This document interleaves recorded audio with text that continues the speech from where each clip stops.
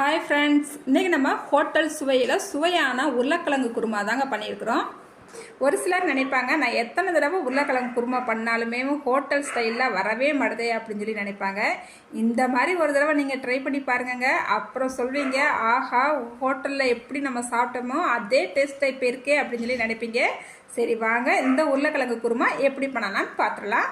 1/2 kilo உருளைக்கிழங்க நல்லா cut பண்ணிவிட்டு குக்கருக்கு மாற்றிட்டு 3 விசில் விட்டு நல்லா வேக வச்சு எடுத்துக்கலாம். இப்போ ஒரு கடாய் அடுப்பில் வச்சுக்கிட்டு இதில் 2 ஸ்பூனுக்கு எண்ணெய் விட்டுக்கலாம். கொஞ்சமாக கடுகு சேர்த்துக்கலாம். கடுகு நல்லா பொரிஞ்சு வந்த உடனே ஒரு கைப்பிடி அளவு கடலைப்பருப்பு, 4-5 வத்தல், கொஞ்சமாக கருவேப்பிலை சேர்த்துக்கலாங்க. அதுக்கப்புறம் 400 கிராம் வெங்காயத்தை நல்லா நீல வாக்கில் கட் பண்ணிவிட்டு சேர்த்துக்கலாம்.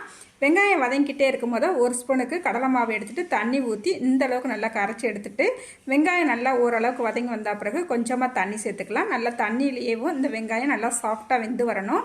ஒரு 4 பச்சை மிளகாவும் 2 தக்காளி பழத்தையும் நல்லா கட் பண்ணிவிட்டு சேர்த்துட்டு 1/4 ஸ்பூன் மஞ்சள்தூள், தேவையான அளவு உப்பு சேர்த்துக்கலாங்க.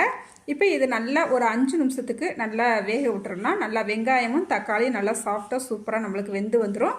அதுக்கப்புறமா நம்ம கரைச்சி வச்சுருக்கிற கடலை மாவை இதோட சேர்த்துட்டு கொஞ்சமாக தண்ணி சேர்த்துக்கலாம்.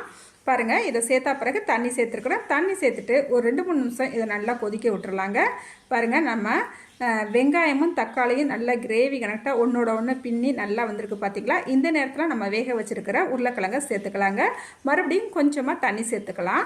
தண்ணி சேர்த்துட்டு ஒரு 2-3 நிமிஷத்துக்கு நல்லா கொதிக்க விட்டு எடுத்தால் நம்மளுக்கு உருளைக்கிழங்கு குருமா சூப்பராக ரெடி ஆயிருங்க. இந்த உருளைக்கிழங்கு குருமாவை பூரியோடையும் சப்பாத்தியோடையும் சாப்பிடும் போது ரொம்ப ரொம்ப டேஸ்ட்டாக சூப்பராக இருந்துச்சுங்க. நீங்களும் மிஸ் பண்ணாமல் ஒரு தடவையாவது ட்ரை பண்ணி பாருங்கள். சரிங்க, வீடியோ முடிஞ்சிருச்சுன்னு மேலே தூக்கி விட்டுறாதீங்க. மறக்காமல் வீடியோவுக்கு ஒரு லைக் போட்டுருங்க.